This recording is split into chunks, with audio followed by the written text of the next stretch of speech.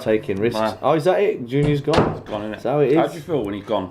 I don't like it when he's there. He is. There he is. He's- Love that man. Yeah, Knows everything. He does. Would know you everything. believe he's 57? I know. I didn't. I thought 50, just because of his cultural references. Long Ball Street podcast back once again. If you're watching on YouTube, it's going to look a little bit different and sound a little bit different. Basically, we've got a lot on in Long Ball Street, a lot on in the Ball Street offices. We're doing lots of work, aren't we? Which means that the studio is packed full. Yeah, with busy we've people. got Jimmy Bullard downstairs filming some stuff. Yeah. And he might even pop in. I don't know if he will, because it's been a long day for him now. But if he pops up, then he might just all of a sudden drop in. I just wanted to quickly say as we get started, Flav, it's just big love and respect to our people that listen via the medium of audio. Yes. Yeah, absolutely. You can't just say yes. Yeah. Well, I thought he was going to say more. Well, I thought you were going to look like you cared about it. Yeah, but I mean, it is a podcast after all. And despite it being on YouTube, it is very much a podcast. I know, and I feel like sometimes we've... Neglect them. Well, we forget about them a little bit. Don't miss that. But so for those on the audio, Flav's got a some salt. Table salt on the table. If you want to have a look at the kind of table salt it is, it's just box standard, no frills, Sainsbury's table salt. With the red. It's for all the people that have an issue with table toppers, Premier League table toppers like Huddersfield and Tottenham Hotspur. How does it feel being top of the Premier League? Well, you know, we were top in our outright, and that felt okay. I mean, I'll be honest, expected it. Yeah. You know, this time last year, we were top of whatever that other thing was. What's it called? I forget now. All right. It's it begins. I think it was a K or a C. One of them. Is it Championship? I think that's the. Yeah, there's a championship. Yeah. And I mean, look, I think it's wonderful that these like people like James Olcott, Jack Reed, Little QPR. yeah, little small clubs that and really, I mean, I think that their dream is probably to get a team like Huddersfield in the cup, and just get a big big day out. Plum tie. That's what they're looking for. They'd love that. They'd love the opportunity to get a packed house, you know, as Just Huddersfield turn A up. little bit of energy, a little bit of excitement around their football clubs. And because it must be horrible. But I was looking down, and there's some clubs down there, and I honestly didn't even know that they still played what I think they call professional football. Yeah. Leeds. I mean, it's great that Leeds and Sheffield Wednesday and you know, all these teams that they've just got. It's organised for them, you know. FA give them something to do. Otherwise, what would they do? I mean, they'd just be watching Super Sunday and you know, us. Basically. I mean, I don't really care what they would be doing. It's their problem, isn't it? It is. When you're at the big table, It's all about the, you know. it's hard to concentrate on the little people Well, around really, you. it's The ones serving you wine. exactly. And but seriously though, yeah, fucking that was mad. Was it? What was Yeah. your first taste of Premier League football like? Mate, it was. Did you see the vlog? Yes, of course. It was. Well, that's. You can't even do it justice. I think a lot of Huddersfield fans have said that they liked that, and it felt like it captured what we were doing. But try and put it into words. you can't. I mean, I was really nervous. I met a man called Tucky down there. Yeah. Shout out Tucky, because you know he was sitting there going, "Oh, my dream team. I've got Benteke up top. I've made him my captain." He even put him captain over. Who was the guy that got two over Vardy? Right. So because Vardy's playing Arsenal, tough game. He's playing Huddersfield. He's like. He's just thinking hat-trick, double points. Yeah. He's fucking loving it. Yeah. Did not occur to him whatsoever that we might pump him. And we got in there, and you just like the euphoria of the players, the euphoria of last season, the connection with the club, the new players that have come in. Like it's amazing. I feel like I've had 35 years where I've had very small moments of joy, and all that karma is just now getting delivered to me because I'm there. It's paying off. We walk in and it's just like everyone's up, like everyone's still like 3,000 Town fans there. Yeah. Everyone's standing up, everyone's just singing. Like doesn't matter what's happening on the pitch. Like they start better than us. They get a couple of free kicks and that, which means it's balls coming into the box. Everyone's just singing, and just while you're still up, the energy's up, that euphoria, we then get a first goal. So everyone's fucking like just. Yeah, just nuts. And then we're having a sing song, right? And mid sing song, we then get the second, and the second, like Steve Mounier, just like bang, fucking slap, bullet header, And all last season, that's what he didn't have, a striker. That's, do you remember me arguing? You remember you saying the exact same thing? Yeah, and now we've got this guy that attacks things, gets across his man, and he got 2 goals doing that on Saturday. And so whilst you're on that, you're riding that. You know when you get the second goal, when you're already sort of celebrating. Yeah. Oh yeah. I had the exact same amazing. thing. We've had it twice against Arsenal in the last 5 years. Right. The first one when Bale scored, and then in the section, people are videoing the celebrations. Yeah. The kick-off, still videoing all the sing-songs. Lennon goes through, rounds the keeper again, and you get it all over And again. it's just we had it last season. It's just that little bit of disbelief of like, another? Yeah. It's awesome. There is no greater feeling on earth. Honestly, I've never had a kid, so I don't know about that part. You have. But I'd hasten to add that this is probably better. Sorry. Well, you don't celebrate and feel that kind of. Yeah. And to be honest, but when you have a kid, you've gone through that many hours of build up to it. That it's a very different vibe. But it's, I sense you agree with me. But in terms of so obviously an orgasm. Yeah. Is quite it's you know, better than you're that. feeling that. Better than that. It's mad. It's better than that. It's that. Yeah. It's better than. It's better than that 'cause it's better everyone's- than sex. You're doing it together. Well, there's everyone. Yeah, you are, and like you're just completely like hugging strangers. Yeah, so it's phenomenal. The only time you connect with other people that you don't know in the same way is when you're experimenting with certain pharmaceuticals, panicking.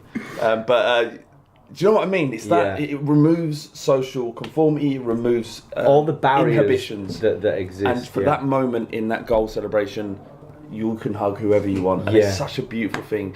And but you're adding all of the amazing story of Huddersfield's surgence to the Premier League, and then to go into your first game against Palace, who they're tough. They've got some good bloody teams, and to win 3-0.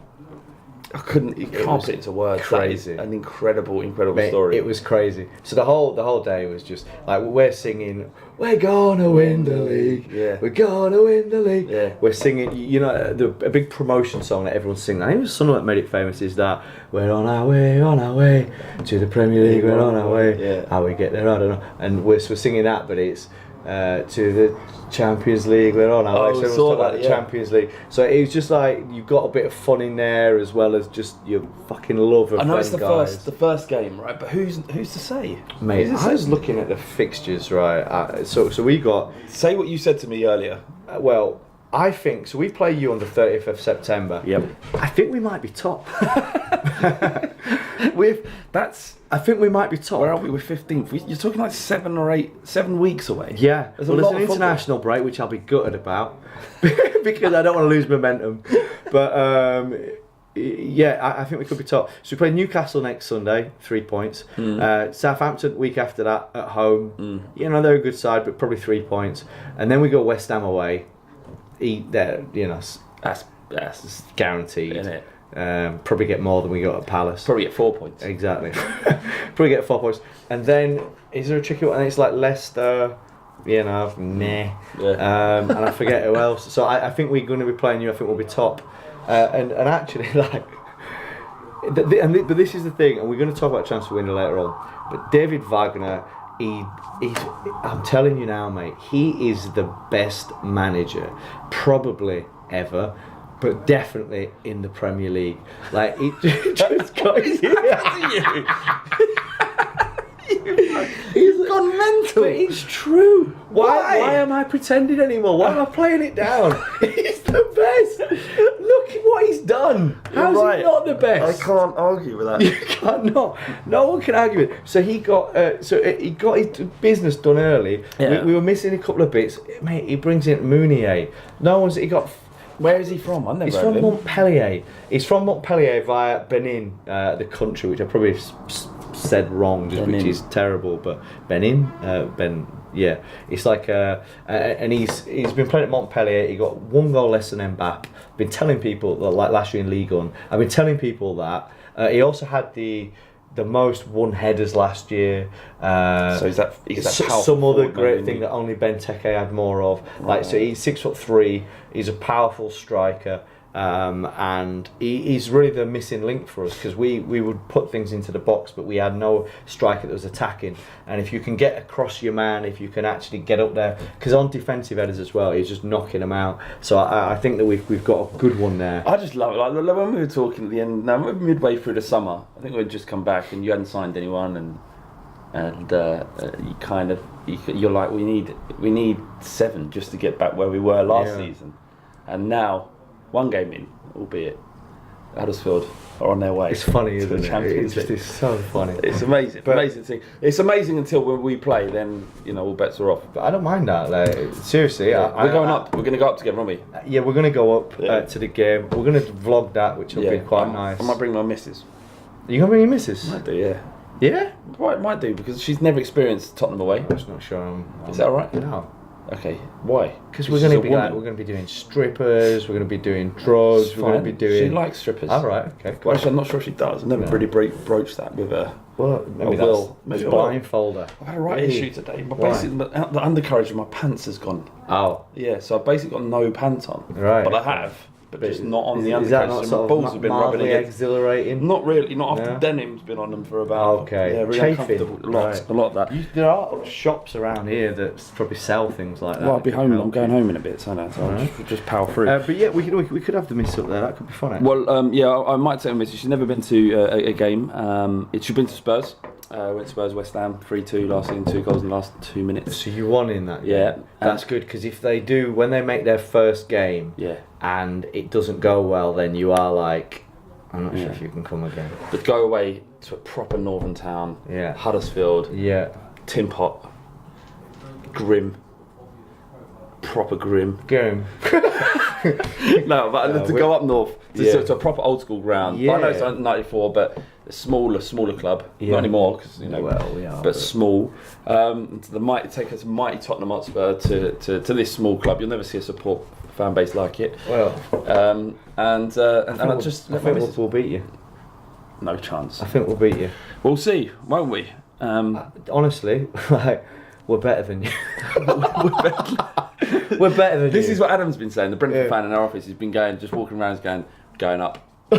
Going up. And I sat down because he'd been off for a week, and I had Friday off, and he come in and he went, I put a £60 bet on Brentford going up. They've lost their first 2 home games. He's supremely confident. He's mad in the air. So yeah, that's enough. But thanks for everyone, by the way, on the long ball seats that supported us throughout. I know I'm coming across as arrogant now, but it's just what success does to you. No, I think you've opened people's hearts to Huddersfield Town. Yeah. When you were inoffensive, that's fine. But now you're a serious title contender in the Premier League. Yeah. You don't need pity and. I genuinely think. Look, it's going to be tough to sustain it, but we probably top 4. Could you imagine Huddersfield? Wagner. What are you saying, Adrian? Huddersfield? No. Nah, all right, good. What does he know? Liverpool fan. Yeah. Maybe a bit better. Just a little bit. Wagner's better than Klopp, they say. Yeah, it's much better. Okay. Have you seen Liverpool's Klopp's? One of his assistants looks exactly like him, but 20 years younger. Is it his son? Is it? Do you know who it is?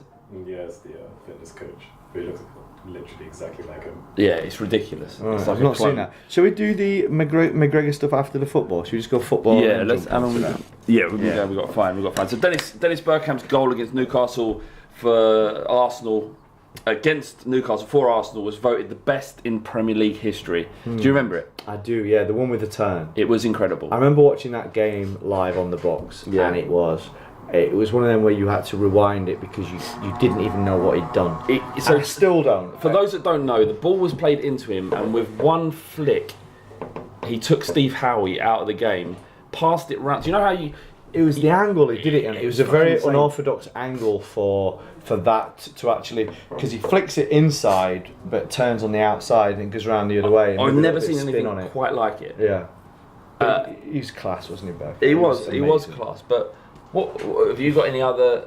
I don't know. Do you know what? Any Huddersfields on the weekend? Maybe. Yeah, I like. I really love some of the Georgie Kincladze goals. Yeah, were for me like that whole Kincladze, Man City, and then was it Derby? Did he play? Yeah. He was a fucking brilliant player. He was a brilliant player, and some of his goals and the dribbles, he was amazing. I think one of the most iconic for me, because it's back at a time where I absolutely loved football. I loved it. I watched everything, anything that was on Sky Sports. I watched.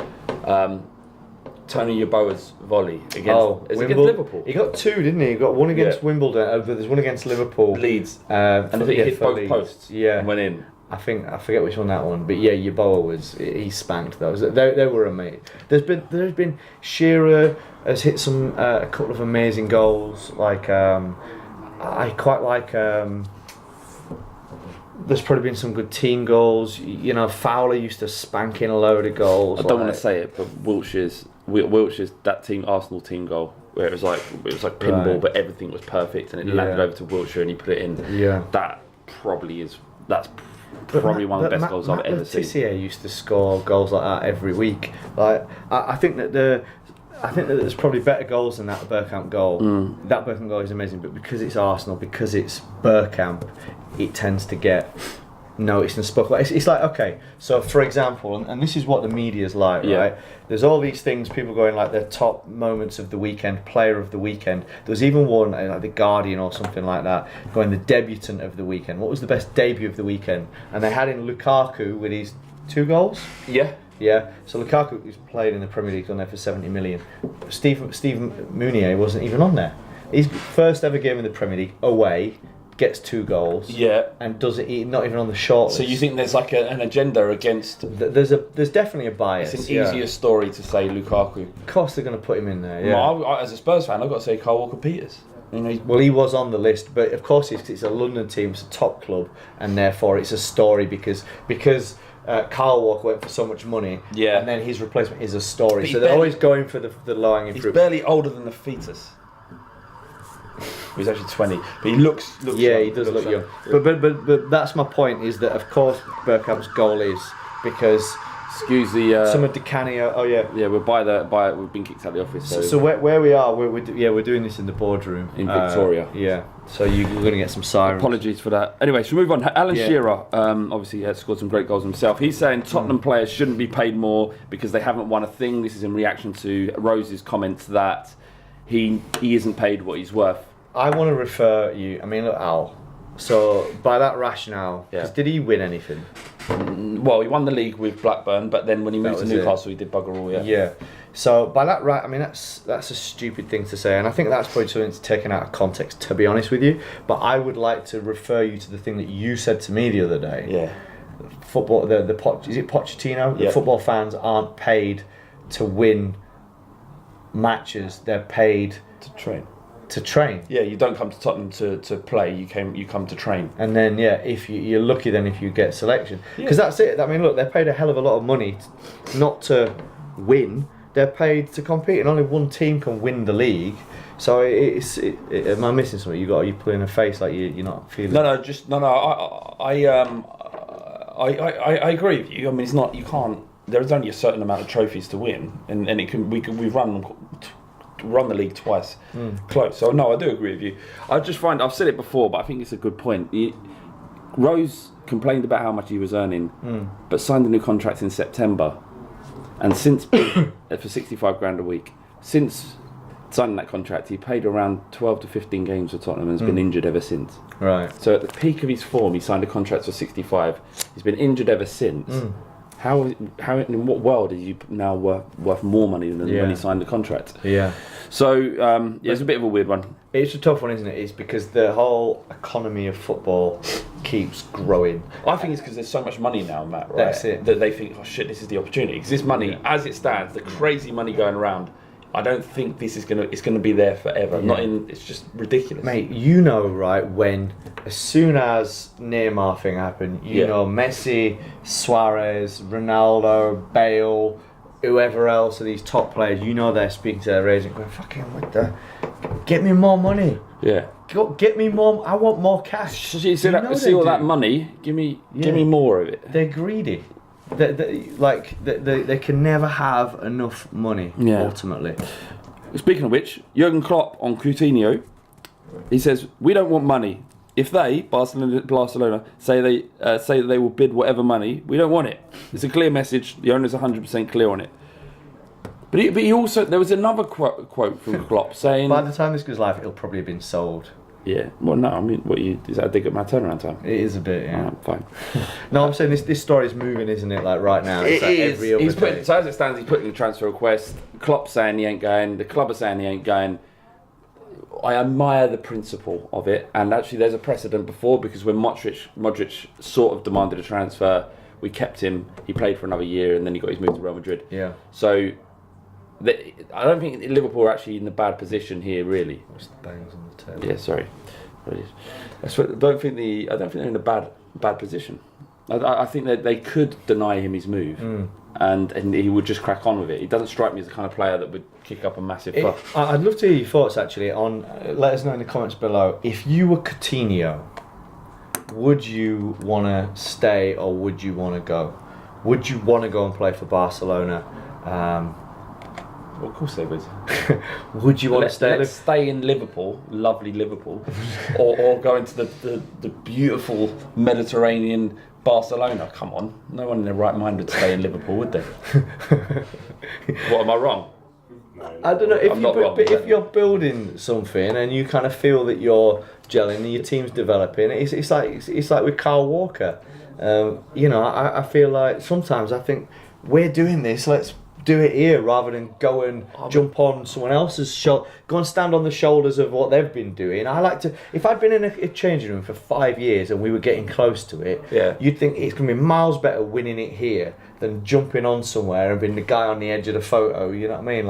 Like jumping on board or on the already done thing. Like fucking come on. I agree, but where's people's grit about? Like I see with Spurs they're getting to there. I mean Liverpool, I don't know, but I think maybe if he stays and they add another person and then another player, then they could be getting there. But they're not interested in that. Barcelona's pretty nice. Okay, but Barcelona's maybe one of the special ones, isn't it? Yeah, I mean it might be Man United or anywhere.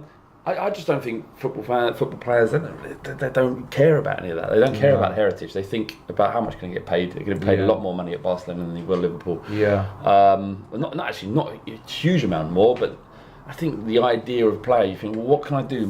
If his dream when he starts is to play at Barcelona, which it may well have been, or a big club like that, and he gets the opportunity, he ain't going to pass it up to stay at Liverpool. It's not conceivable. No. Really.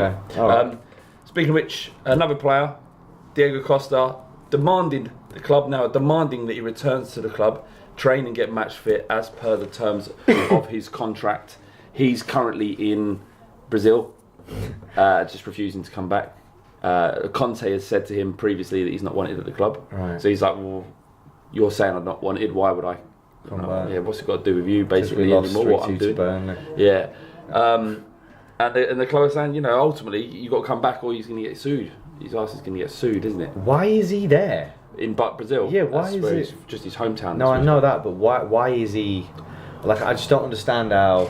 Because I remember him missing some of the early stuff, and then it's just not returning to training. Look, Conte's fucked up here because he had a brilliant striker there. He's an amazing striker. You can't deny how good he is, despite him being a bit of a pain. But an incredible forward, and he's just kind of fucked it by this weird text saying you're not wanted anymore. And I understand Costa's position by him saying, I'm not going to go back where I'm not wanted. But ultimately, you're contracted to, you're getting paid your money, so you've got to get back there and train. It is very odd.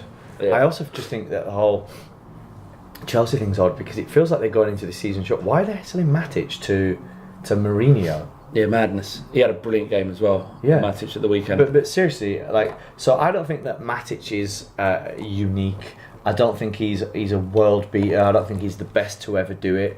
But what I do think is he's very functional. He's a solid all-round player. He's physical. Frees up Pogba as well. Think about that goal that he smashed in against you lot in the. So he does have that little bit, to his game for sure. So and he was one of the ever presents or he was around, in their recent kind of form, and then winning the title last year. So why do you give him to United, who've got Mourinho, and I mean, just don't you could understand say the that. same. So Why they've they even sold? got Lukaku. They've even got Juan Mata. They sold Mata as well. Yeah. Why are you even putting yourself in that jeopardy? Because So- if that goes wrong and United beat you to the title, you're there looking like a dick at the end For of it. sure, surely. and I think that's what's going to happen. Truly, I think Man United. I know Huddersfield are going to run them close, but Man United are Gonna pip us. I think they're going to win the league. So it is perplexing. I think the only reason with it is that you'll get more money from a top 6 club in London, in England, than any other place. But on are they earth, that really. desperate for money? Because Just think about let it. me just tell you that their whole the racket and it is a racket that they're running with youth players is ridiculous. Like they have got billions and billions of youth players, and they keep all the best ones, and they don't like we were trying to sign Izzy Brown, wouldn't let us buy him. Yeah. They just loan him out. Like Tammy Abraham. I think teams will have been interested in buying him. Won't let it. They'll loan him out. These players might never play for them, but they're going to be generating probably 100 million off these players next year. If the rules don't prevent them from doing it, why wouldn't they? Well, exactly. But this is why the rules need to be changed. They may We well be, need though. to change these rules to make football a more even playing field, because the whole competitiveness of it, the authenticity of that whole of the competition, the integrity of the competition is vital to any sport and to any conflict. If it feels like it's a one-horse race, people won't tune in for it. So if it feels like the game's rigged and there's no chance that these clubs are just getting richer and richer and richer, and these clubs are poorer, people will start to fall out of love with that game. Yeah. So they need to do things that protect the integrity of the sport in my mind. But I don't get what's going on at Chelsea, because it seems that they're short of strikers. It seems that they've just got rid of... Well, they got Batshuayi and Morata, but are they better than Costa? Which is not, probably, no. Maybe not, but the Matic one, didn't he just go recently as well? Yeah. So why are you doing that just before the season and leaving yourself short? Have they got enough? Have they got better players I there? think Conte came out and was a bit perplexed about why that transfer happened. I Right. don't think it was his choice. I think the club decided to sell him. So that's weird, man. That is There's a really lot strange. going on at Chelsea. Not all is. Do you think that they've got the money that they used to have? Do you think Abramovich has been has been getting into having to hand over cash to former? So Chelsea are not behaving. Lords. Yeah, Chelsea are not behaving in the way they did when he first arrived. He's already created the public persona that he needed in order to keep himself safe, given that his dealings in Russia previously, and that's what that was about. But they've been pretty much working within the realms of financial fair play. That doesn't sound Chelsea. No, but in the last 4 or 5 years, they've been working like any other football club. So, and as have Man City pretty much. So those days of a club just buying their way into it, I think are gone, unless you're Paris Saint-Germain. Jonjo Shelvey. See what he did at the weekend? Yes. What do you think? Madness or? Oh, I think it's difficult. Like, so is it me? Like, I am definitely not reading every newspaper and watching everything. Like, I'm just not. But has Dele Alli got off scot-free from that?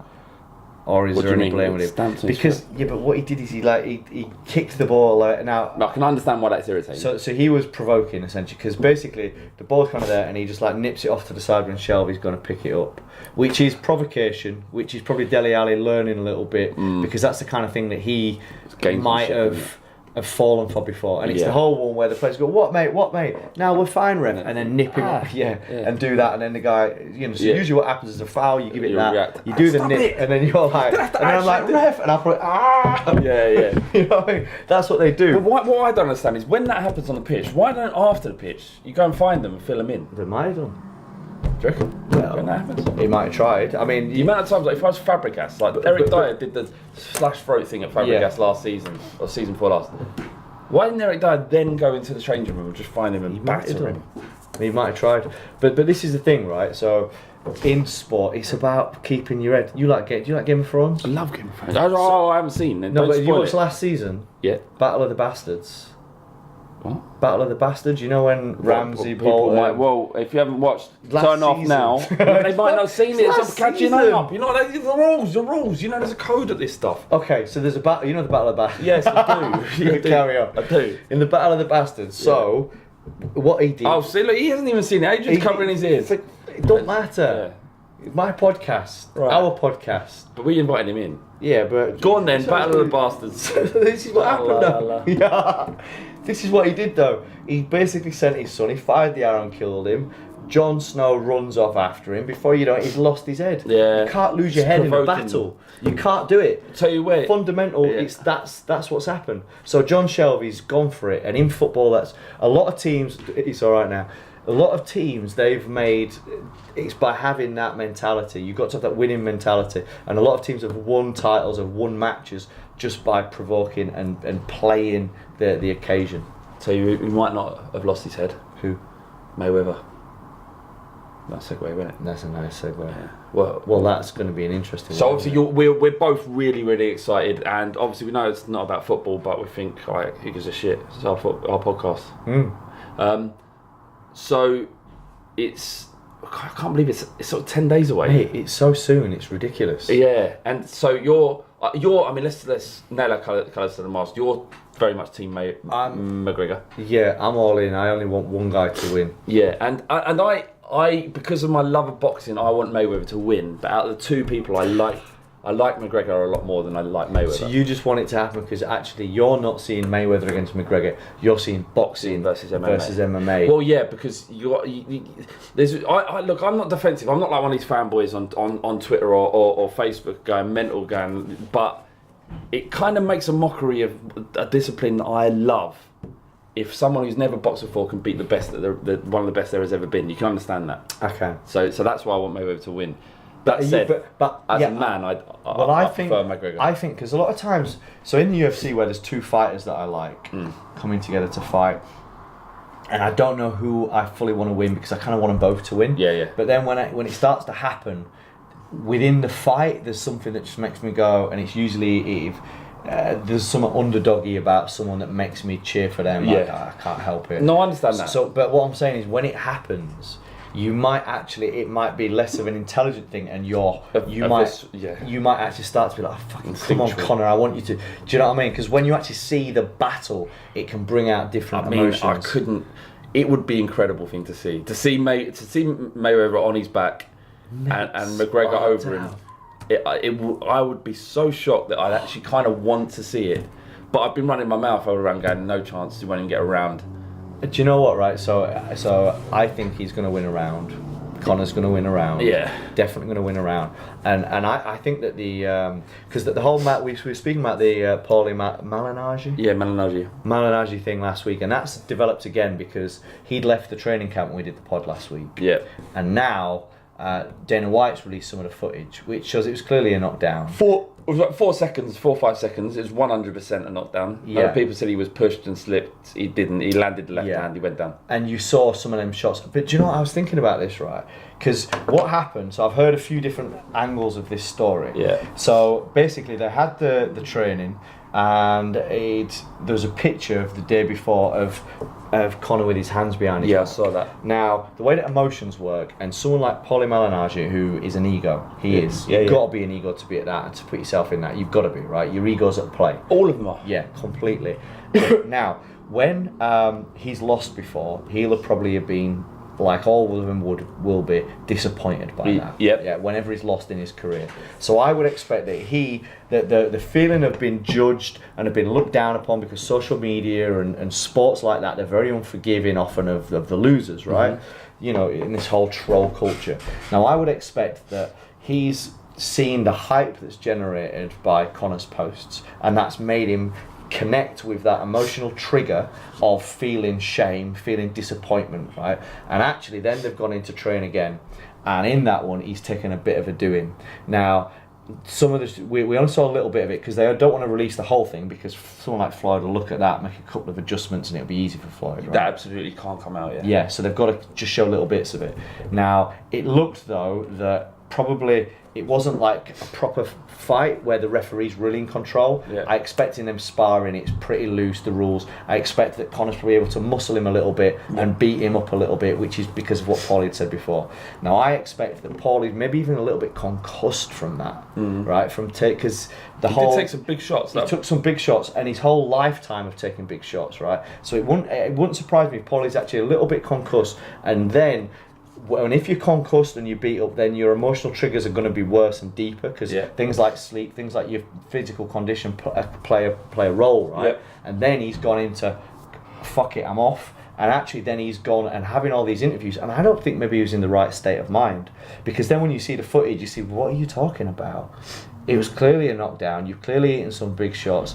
So I kind of feel sorry. I feel that it looks, on the face of it, you look and think Paul is a dick, and maybe that's fair to judge him as that. However, I think that probably the concussion, he shouldn't be in a, and probably a little bit of a bad feeling about it. He maybe wasn't in a position to be going around doing media. But he's always been really good at like trash talk and being in that thing. And for a boxer who can't punch, he had a big mouth.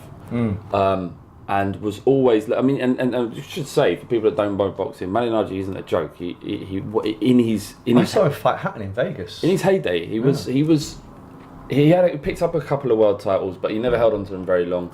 He had no power. But he was a good defensive fighter, a bit like Floyd in a way. Yeah, kind of. Yeah, he was good. He was slick. Technical. He's very good with his hands, but it just had no power. Right. He was like a gatekeeper to the world level. You had to beat Malignaggi, and then you got your shot, basically. Yeah, I get it.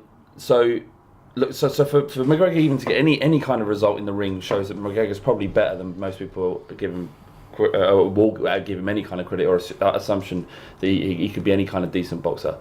I think what an interesting thing after this, and there'll be money in it, probably more money than returning to the UFC, is even if he loses to Mayweather, or he has a good account of him to fight Malignaggi. Yeah. Because he probably beats Malignaggi, which is fucking mental for me to say now. Yeah, maybe. And the reason why I said it is that Malignaggi fought a guy called Sam Egginton, who he's...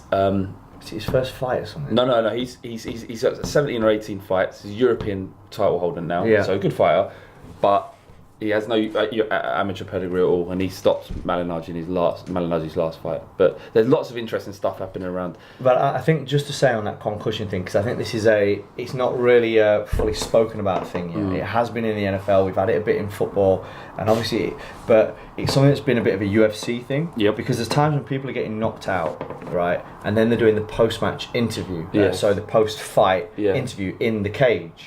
And Joe Rogan has said this before, right, that he doesn't want to interview any more people that are knocked out, because there's times that he's speaking to them and they're in fucking denial. And they then look stupid because they're going, no, I was winning the fight, this happened, that happened. Yeah, their brain's not... And then they're showing on the screen and it's like... it's humiliating. So what, can you not tell me what happened to the John Jones and Cormier? Yeah, so I know there was some fallout to that. Is that what you was more or less... So Joe Rogan said this a while ago, so I think that, who was it that had fought the Dutch guy? Why can't I remember his damn name?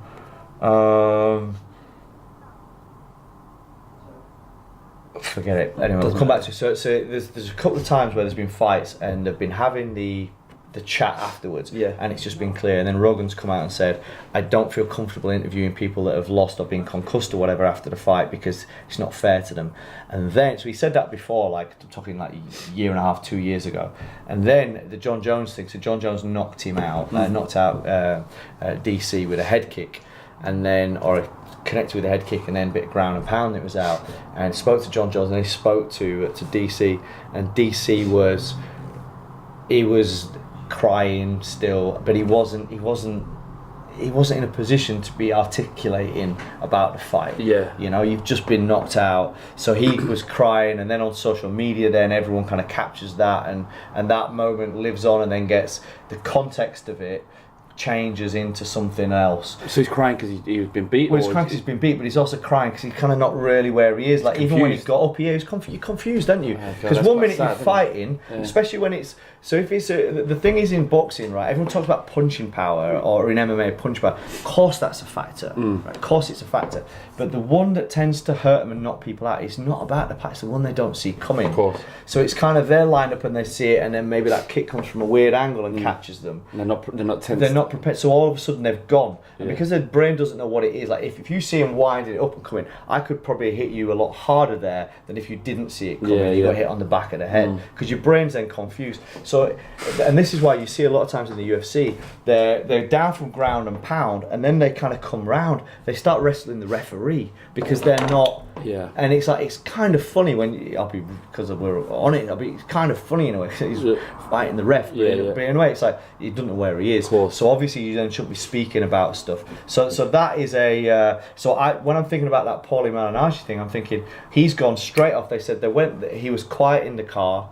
So they've gone back to the house. They're going for food, and he's gone. Nah, I'm off. No, sorry. He just said I don't want to go for food. They got back 45 minutes later, and he's just boosted.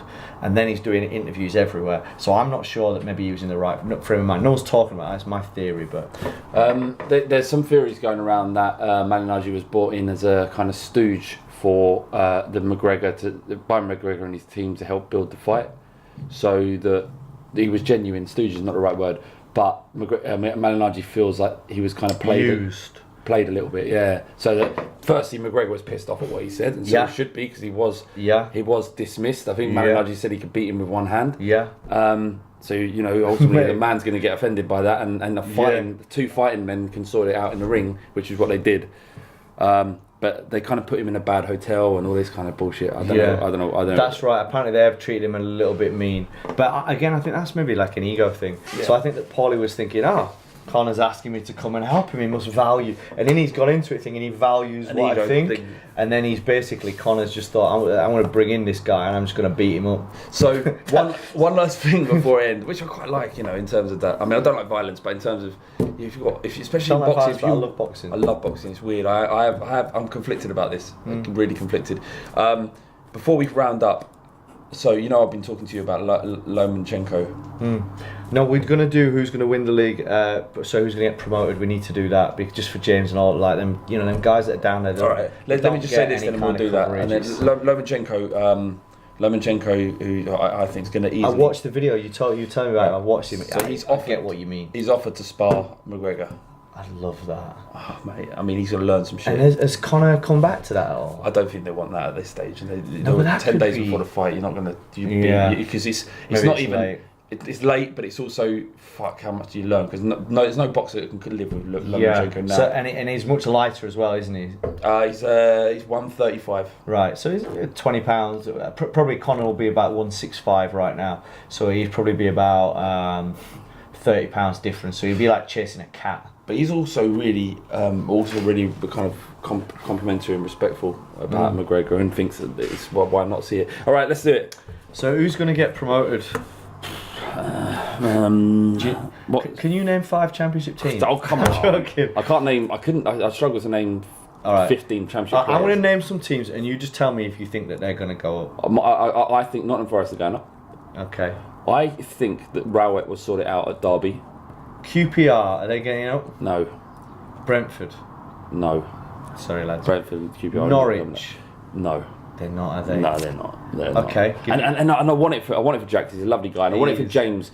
James especially, because James loves talking about football, and he's just not included in any of these conversations because. He used to love chatting to me about it last year. Oh, He didn't even mind when we got the double over him. He was just happy to have someone to talk to. Yeah, and now it's. I mean, who's he got? He's got no. Jack Reeve. I mean, he had to go there. Jack. They've been hanging around a lot actually. Jack had to come all the way from Norwich to have someone to talk to yesterday. He came down to the office just so he could talk to James about the game. Championship friends. Weird. It's cute.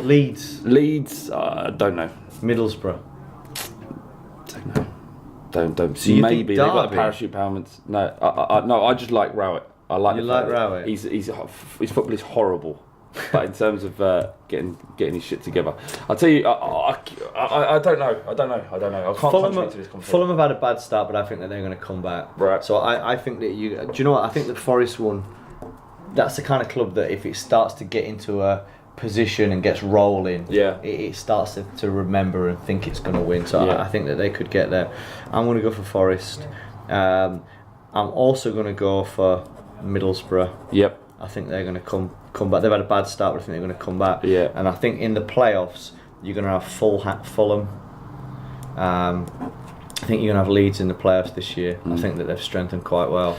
Is Middlesbrough still got Traore? That tank. Do you know what I'm talking about? He's gone. Google it. Come on, Adrian, faster. Yeah. But he's like, he gets the ball, he runs, he's the fastest, best dribbler on earth. He come from Barcelona, went to Villa, I think, and then went to... He's still there. He is going to rip the Championship a new one until... Did he play well in the Prem? He had flashes of he's exciting to watch, but he had the zero end product. It can't pass. Right. Can do fuck all really. Yeah. Yeah, pretty much. Okay. And then two more. I don't know right now. I mean, I've not watched any Championship football yet this year. Why would you? I don't know. It's like I'm Prem. You know what I mean? Villa. I like the fact that Villa are getting pumped. Yeah. Good fun. With John Terry and their team is ridiculous. Like Khadija, Hogan. John Terry at the back. They've got. I thought Hogan was going to tear it up there. He shouldn't have left Brentford. No. The grass is not always greener on the other side. Definitely not. Right. So I think let's leave it at that, and let's choose our next two playoff teams. We'll probably talk to Jim, who knows. Middlesbrough, Forest, Fulham, Leicester. They're the four that are in contention right now. Someone like Wolves are up there again. They're playing well. Yeah, and to be fair, like on occasions they looked good over the last couple of years. They just haven't been able to really string it together consistently. And what's the other question? The other question was, I think we were going to do the Premier League. Who's going to win the league? But I think we did that at the start. Spurs are going to win the league, and Huddersfield are going to run us long. Yeah. So look, thank you very much. By the way, if you listen to this on iTunes or any audio, if you could go and subscribe to us on iTunes, and maybe leave a 5-star review. Yeah. I don't want to put words in your mouth, but it is 5 stars. Rate, review, and share with your friends. Yeah. Because basically, I'll let you into a secret. Not that you care really, but the league table, the table in iTunes, nothing to do with downloads. Well, it has something to do with downloads, but it's really about how highly engaged that episode is. Right. Okay. So are people listening to it? Yes. Are they reacting to it? Are they leaving reviews? If it's yes to all of that stuff, we go up. And I don't want to be sensationalist or dramatic or even be guilty of emotional blackmail, but if you do like this podcast, and if you don't subscribe to it and like it and comment and go on iTunes and do those things as well, we probably won't do it again, will we? Yeah, more than that, it will affect you emotionally. Yeah. And that'll be making it more difficult to be a good dad. And I'm a father now. So either do that or you're harming a child. Stop banging on the table. Apologies. Thank you very much. Do it now. Do it now for the kids. Yeah, do it for the kids. See you at the far post. Latest potatoes.